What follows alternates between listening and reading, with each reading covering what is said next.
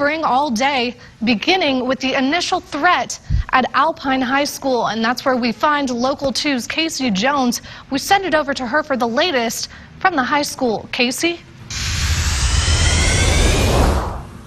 Well, Dawn, the details are limited in this investigation, but we do know that one female 14-year-old freshman opened fire here at Alpine High before shooting herself. Now, that student did injure another female student before she did take her own life. Now, the sheriff's office and the police department say today's events shocked them because things like that just don't happen here.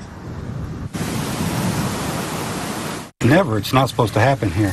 Tragedy strikes Alpine High. So happens that one of the deputies was right there by the back door of the band hall and entered the building and found the first deceased victim in the bathroom and recovered the gun.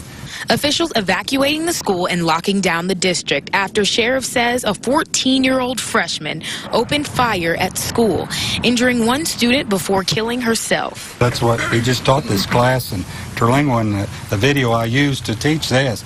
The chances of it happening are slim.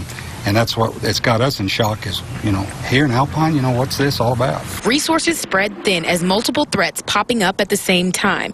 Officials say this is unrelated to the high school shooting. But on top of it, this guy calling in just to disrupt the services as we're actually engaged in this, taxed us to where we didn't have anybody extra to do anything. Multiple agencies stepping up to help. Thankful for all these other agencies that have helped us out today.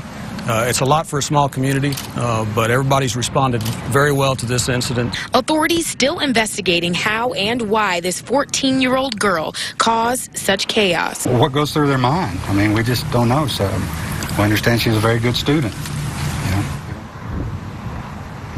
There's no word yet on whether students at Alpine High will return to school tomorrow. However, we do know that there are still authorities on the scene right now coming in and out of the building. They're still investigating, trying to get an idea of what happened here and why it happened.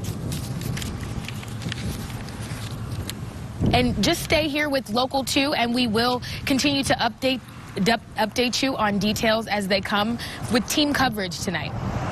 Now, Casey, what is it currently looking like out there? Well, Dawn, right now, there are still multiple agencies on the scene. I see the sheriff's office, I see Border Patrol, and they aren't letting anybody into the school.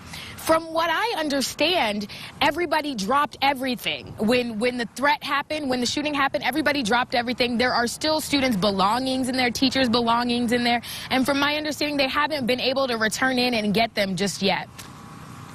Now, Casey, thank you for spending the day out there. We know you've been out there for a while. What is the general feeling throughout the community today? It's really an overall feeling of just shock and awe because, like I already said, and like the sheriff said, things like this just don't happen here. In fact, the sheriff tells me that they've never had this many law enforcement agencies here at one time, all trying to handle a tragedy. And then on top of that, to know that there are multiple bomb threats going on here at Sol Ross, at the hospital, and then all the way over there in Marathon, which is also Brewster County. It's really unsettling. There's a lot of unanswered questions, and unfortunately right now, we don't have the answers because authorities are still working to get them. All right, Casey, thank you again for being out there, and that is Casey Jones with the Local 2 News.